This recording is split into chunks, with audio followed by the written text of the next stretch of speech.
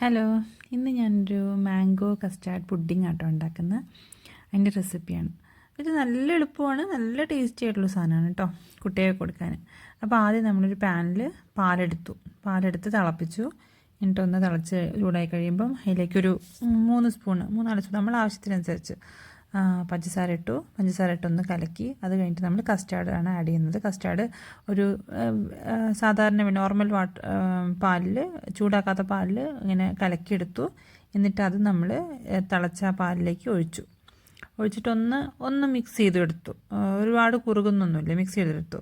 Parallelly ഞാൻ നമ്മുടെ മാംഗോൻ്റെ pulp ഞാൻ സ്റ്റോർ ചെയ്ത് വെച്ചിട്ടുണ്ടായിരുന്നു. കഴിഞ്ഞ മാങ്ങാക്കാലത്തെടുത്ത് വെച്ചതാട്ടോ. നല്ലതാണ്, എപ്പോഴും യൂസ് ചെയ്യാൻ പറ്റുന്ന സാധനം. അപ്പോൾ അതും ഞാൻ കുറച്ച് തിളപ്പിച്ചാറിയ പാലിൽ ഒന്ന് മിക്സ് ചെയ്തു. എന്നിട്ട് അത് ഞാൻ നമ്മുടെ ഈ കസ്റ്റാർഡ് മിൽക്ക് എൻ്റെ കൂടെ ആഡ് ചെയ്തിട്ടൊന്ന് കുറുക്കിയെടുത്തു. അങ്ങനെ എന്നിട്ട് ഞാൻ നമ്മുടെ ബ്രെഡ് എടുത്തിട്ട് അതിൻ്റെ ആ ബ്രൗൺ സൈഡെല്ലാം ഒന്ന് കട്ട് ചെയ്ത് കൊടുത്ത് അതിൻ്റെ വൈറ്റ് ഭാഗം മാത്രം എടുത്തിട്ട് അതിനൊന്ന് പകുതിയാക്കി കഴിഞ്ഞിട്ട് നമ്മുടെ ഒരു പൊട്ടുന്ന പാത്രത്തിലേക്ക് മാറ്റി. അത് നമ്മൾ ഈ ഓവനിലൊക്കെ കണ്ട പാത്രമാണ്. അപ്പോൾ അതിലേക്ക് മാറ്റി. എന്നിട്ട് അതിൻ്റെ മുകളിലൊരു ലെയർ ഈ മിൽക്ക് കസ്റ്റാർഡ് മാംഗോ അതിൻ്റെ ആ മിക്സ് ഒരു ലെയർ ഒഴിച്ചു കൊടുത്തു. എന്നിട്ടൊരു ലെയറും കൂടി നമ്മുടെ ബ്രെഡ് വെച്ചു.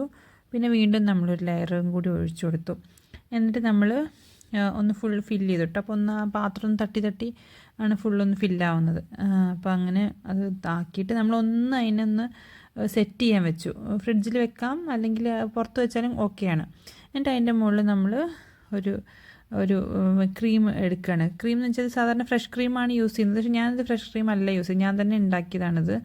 അപ്പോൾ അത് വെച്ചിട്ട് നമ്മൾ കഴിഞ്ഞു. എന്നിട്ട് അതൊന്ന് ജസ്റ്റ് അതിൻ്റെ മുകളിൽ ഗാർണിഷ് ചെയ്യാൻ വേണ്ടി കുറച്ച് സാധനങ്ങൾ ഇങ്ങനെ ബദാം പൊടിച്ചതും ഒക്കെ ഇട്ടു. പിന്നെ അവസാനം ഞാൻ കുറച്ച് ബൂസ്റ്റ്, എനിക്കാരോ ബൂസ്റ്റിൽ കൈവശം തന്നിട്ടുണ്ട്. അതുകൊണ്ട് ഞാൻ എന്തെങ്കിലും സാധനം കുറച്ച് പറ്റുന്നിടത്തൊക്കെ ഞാൻ ബൂസ്റ്റ് വിതറും. അങ്ങനെ കുറച്ച് ബൂസ്റ്റും വിതറി സംഭവം പരിപാടി തീർന്നു. പിന്നെ ആ ഫ്രഷ് ക്രീം എങ്ങനെയാണെന്നുള്ളത് ഞാൻ വേറൊരു വീഡിയോയിൽ ചെയ്യാമെന്നാണ് വിചാരിക്കുന്നത്.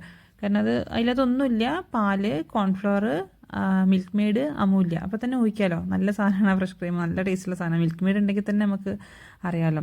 ഇത് മൊത്തത്തിൽ നല്ല സാധനം കേട്ടോ. അങ്ങനെ ഞാനിത് ഒരു 4 മണിക്കൂറൊക്കെ ഫ്രിഡ്ജിൽ വെച്ചു. അപ്പോഴത്തേക്ക് സെറ്റായി. കണ്ടോ, നമുക്കിത് ഇങ്ങനെ ഭയങ്കര ക്രീമി ആയിട്ട് നല്ലതായിട്ട് കഴിക്കാൻ പറ്റും. അപ്പോൾ എല്ലാവരും ട്രൈ ചെയ്യുക, ലൈക്ക് ചെയ്യുക, ഷെയർ ചെയ്യുക, സബ്സ്ക്രൈബ് ചെയ്യുക. Thank you for watching.